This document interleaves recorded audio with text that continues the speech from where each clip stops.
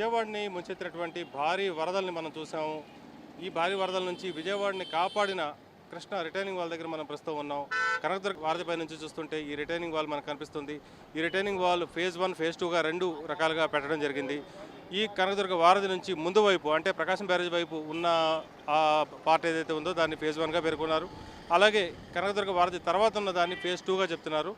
ఈ retaining wall వల్ల విజయవాడ నగరం ఇవాళ మునిగిపోకుండా సేఫ్గా ఉందని మనం చెప్పుకోవచ్చు. ఎందుకంటే కృష్ణానదికి గతంలో ఎప్పుడూ రానంత భారీ ఎత్తున వరద వచ్చింది.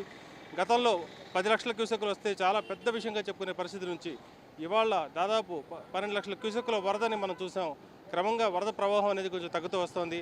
అయినప్పటికీ కూడా ఇప్పటికీ ఉధృతంగానే ప్రవహిస్తోంది ఇవాళ కృష్ణానది. మనం చూస్తే కృష్ణానది ఇది ఎండ్ పాయింట్ కావడంతో ఇక్కడ నుంచి సముద్రంలోకి వెళ్ళే వాటరే కావడంతో ఇక్కడ ఆ తీవ్రత అనేది మనం ఎక్కువగా చూడొచ్చు.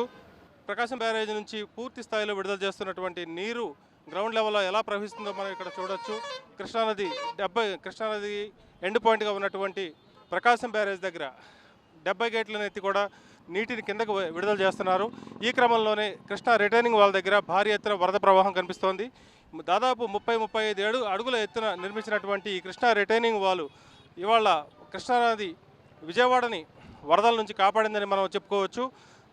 వాస్తవంగా కృష్ణానది వరద ఒకవైపు ఉంటే రెండో వైపు బుడమేరు వరద ఉంది. ఈ రెండు వరదల్లో బుడమేరు వరద ప్రభావం విజయవాడ నగరం మీద పడినప్పటికీ కూడా కృష్ణానది వరద ప్రవాహం నగరం మీద పడకపోవడానికి, నగరం సేఫ్గా ఉండడానికి ఈ రిటైనింగ్ వాల్ అనేది చాలా కీలకంగా మారింది. ఇలాంటి పరిస్థితుల్లో రిటైనింగ్ వాల్ ఎంత స్ట్రాంగ్గా కట్టారో అక్కడున్న పక్కనున్న పార్కు ఇవన్నీ మనం సుందరమైన దృశ్యాలను మనం ఇక్కడ నుంచి చూడొచ్చు. ఈ రిటైనింగ్ వాల్ నిర్మాణం అనేది గతంలో టీడీపీ హయాంలో స్టార్ట్ అయినప్పటికీ కూడా వైసీపీ ప్రభుత్వం దీన్ని కంప్లీట్ చేయడం జరిగింది. కాబట్టి ఆ క్రెడిట్ అనేది తీసుకోవడానికి రెండు పార్టీలు కూడా ట్రై చేస్తున్న పరిస్థితి. ఈ రిటైనింగ్ వాల్ ఉండడం వల్ల ఇటు కృష్ణలంక నుంచి చూసుకుంటే పెనంలూరు వరకు కూడా ఈ మధ్యలో ఉన్న ప్రాంతం ఏదైతే ఉందో ఇది చాలా సేఫ్గా ఉందని మనం చెప్పుకోవచ్చు. లేదంటే ఈ కృష్ణా వరద 11 లక్షల క్యూసెక్కులకు ఎప్పుడైతే చేరిందో ఆ వరద ఖచ్చితంగా లోపలికి వచ్చి నగరాన్ని ముంచెత్తే అవకాశం ఉండేది. గతంలో కూడా చిన్న వరద వస్తే చాలు ఈ కరకట్ట పక్కనే ఉన్నటువంటి రామలింగేశ్వర నగర్ కానీ ఇతర ప్రాంతాలు కానీ ముంపుకు గురయ్యేవి. ఈ రిటైనింగ్ వాల్ ఉండడం వల్ల ఇంత భారీ ఎత్తున వరద వచ్చినప్పటికీ కూడా గతంలో వచ్చిన దానికంటే కూడా చాలా ఎక్కువ వరద వచ్చినప్పటికీ కూడా దాన్ని తట్టుకొని నిలబడింది అని మనం ఖచ్చితంగా చెప్పచ్చు. ఎందుకంటే ఈ రిటైనింగ్ వాల్ లేకపోయి ఉండుంటే మాత్రం ఈ పాటికి ఈ 11 లక్షల క్యూసెక్కుల వరద అనేది విజయవాడ నగరాన్ని రెండో వైపు ముంచేసే ఒక పెద్ద ప్రమాదం అయితే ఉండేది.